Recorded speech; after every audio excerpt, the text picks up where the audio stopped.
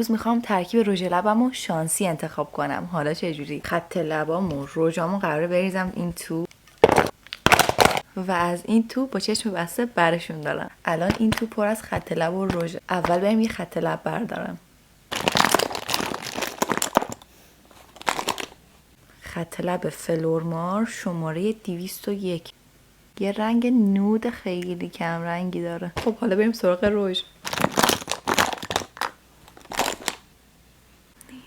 باورم نمیشه این رژ لبم خیلی قدیمیه. رژ لب مکس فاکتور شماره 775. باورتون نمیشه اگر الان درشو باز کنم رنگشو ببینید. ببینید رنگشو. وای. بریم بزنیمش. وای اصلا دلم نمیخواد اینو بزنم. رنگشو میبینید چجوریه؟ مسی.